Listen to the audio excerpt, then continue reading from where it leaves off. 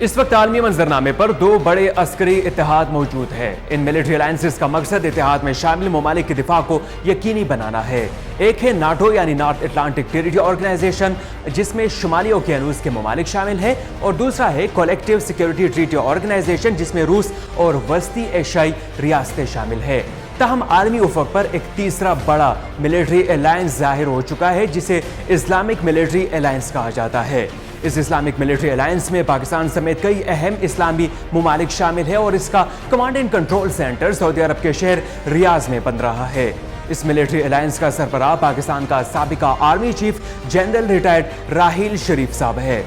آج ہم جائزہ لیں گے کہ اس ملٹری الائنس کی تشکیل کا مقصد کیا ہے، اس حوالے سے اعتراضات کیا اٹھائے جاتے ہیں، اور اس ملٹری الائنس کے سرگرم اراکین کون کون سے ممالک ہیں۔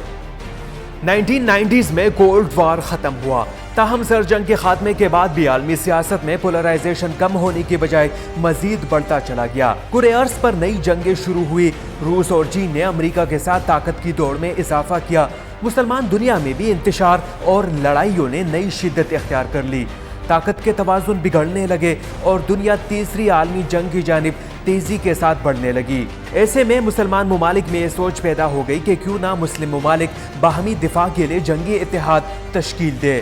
15 دسمبر 2015 کو سعودی عرب نے اس سوچ کو عملی جامہ پہناتے ہوئے خود سے نئے ملٹری الائنس کے قیام کا اعلان کیا۔ لیکن اعتقد اطلعت على بیان اعلان تحالف من مجموعة من الدول الإسلامية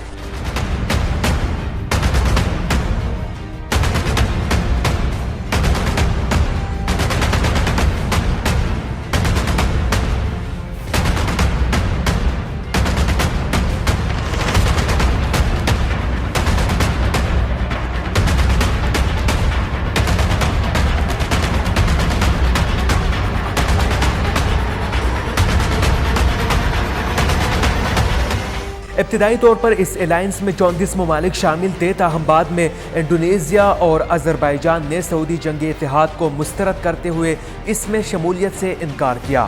معاشی کمزوریوں اور دوسرے مخصوص مفادات کی خاطر پاکستانی حکومت نے بادل نخواستہ اتحاد میں شمولیت پر رضامندی ظاہر کر دی، اور یوں سنی مسلم ممالک پر مشتمل اتحاد ظہور پذیر ہوا۔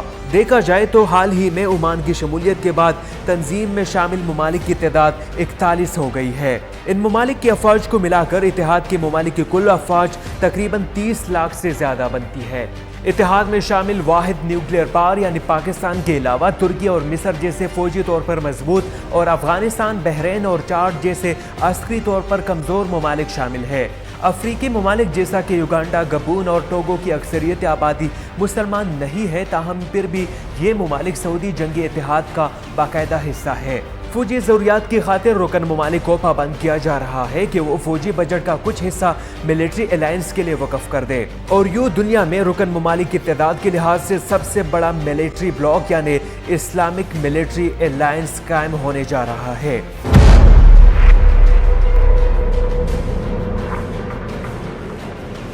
لیکن یہ ملٹری الائنس اپنے باقاعدہ قیام سے پہلے ہی کئی لحاظ سے متنازع بن چکا ہے۔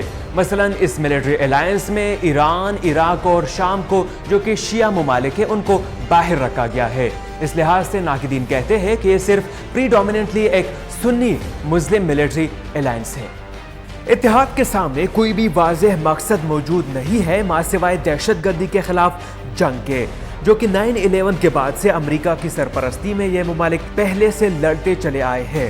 اسلامک ملٹری الائنس کے اغراض و مقاصد میں کشمیر پر بحالتی قبضہ ختم کرنا یا پھر اسرائیل سے فلسطین کو آزاد کرانے جیسے بڑے چیلنجز بالکل شامل نہیں۔ کچھ ماہرین اسے ایک فرقہ وارانہ اتحاد سمجھتے ہیں جس کے ذریعے سعودی عرب اور دیگر عرب ممالک کے مطلق العنان حکمران اپنی بادشاہتوں اور حکومتوں کو مضبوط کرنا چاہتے ہیں۔ ایران اور دیگر شیعہ ممالک کو اتحاد سے باہر رکھ کر یہ تاثر دیا جا رہا ہے کہ جیسے عرب ممالک اسرائیل کی بجائے خطے میں ایران کی ترقی، اس کی فوجی طاقت اور عظمت سے خوفزدہ ہے۔ تاہم اس نئے اتحاد سے سب سے زیادہ متاثر ہونے والا ملک پاکستان ہے، جہاں پر رائے عامہ کی اکثریت اتحاد کی مخالف ہے، اور اس کی مشکوک تشکیل کی وجہ سے عوام میں یہ تشویش بھی پیدا ہو گئی ہے کہ کہیں ایسا نہ ہو کہ امریکہ کے بعد اب عرب ممالک بھی ہماری فوج کو کرائے کے سپاہی سمجھ کر استعمال کرنا شروع کر دے۔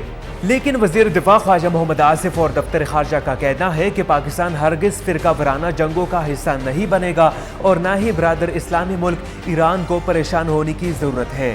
پاکستان کی جانب سے ان تمام تر یقین دہانیوں کے باوجود کافی سارے لوگ سمجھتے ہیں کہ یہ اتحاد واضح طور پر امت مسلمہ کو متحد کرنے کی بجائے مزید تقسیم کر دے گا اور اس انتشار کے ذریعے اسلام دشمن قوتوں کا کام مزید آسان ہو جائے گا۔